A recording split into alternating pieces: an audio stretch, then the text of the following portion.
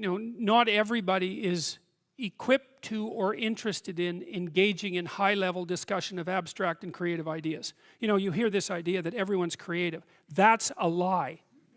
It's as straightforward as that. True creativity is very, very rare.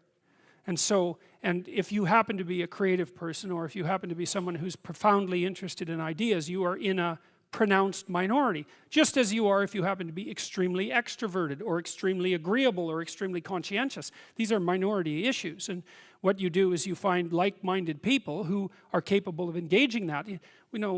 Heavyweight weightlifters compete with heavyweight weightlifters for a reason, and everyone thinks that's fine, and the same thing applies to intellectual and creative endeavors. So what you do is you try to find a community where that's the nature of the community, and you likely have to find a relationship like that as well. So I don't think so. I think what contributes to the siloing is the arrogance that goes along with it. Because if you can be interested in ideas and you can be creative, well, that's the arrogance of the intellect, right? That's the thing the Catholic Church had warned about for centuries, is the arrogance of the intellect. So because if you're wise as well as smart, and there is no relationship between being smart and being wise, they are not the same thing. There's no quick pathway from smart to wise.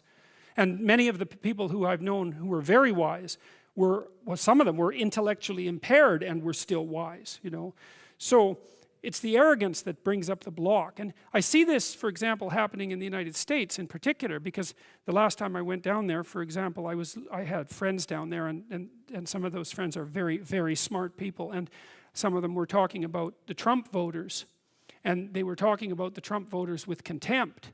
And I thought, you better watch that, because that's 50% of the damn population. And it might be convenient to think that they're stupid and beneath you, but it's not conducive to a civil state, and there's no evidence that it's true, because there isn't a straight line between intelligent and wise.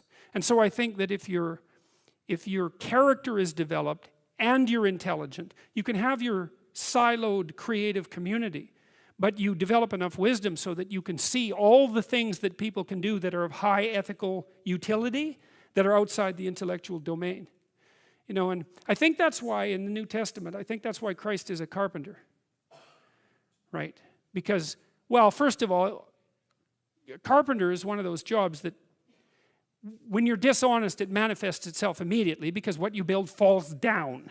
And so if you're an honest carpenter, you build a good house. So there's a nice metaphor there. But it's also a warning, in some sense, against the equation of intellectual brilliance with moral superiority. And so if the intellects would drop their moral superiority, and fat chance there is of that, then the divide between the working class, say, and the elite would resolve. And there's every reason to have respect for decent working class people. I mean, it's on their labor, as the left-wingers at least hypothetically agree, that the entire edifice of the culture is resting. So you can have your cake and eat it too, but you have to not assume that your niche makes you superior. And it's very difficult for smart people, especially smart. There's this scene in Nietzsche's, it's in Thus Spake Zarathustra, where Zarathustra, the prophet, comes down from the mountain, and he comes into a public square, and there's this crowd around this little midget who's only about this high, who has a gigantic ear, and everyone is marveling at him. Well, that's what the modern intellect is like. It's a midget with a giant, well, mouth generally, not an ear.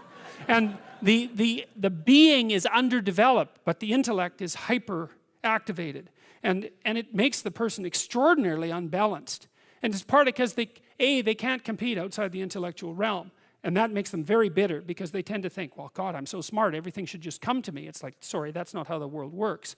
And it also, that attitude is immediately evident to people that they're talking to when they talk in the manner that they talk, if they are arrogant intellectuals of that sort.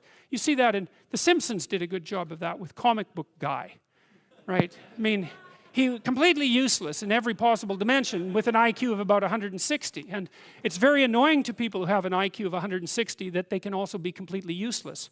But it happens a lot. So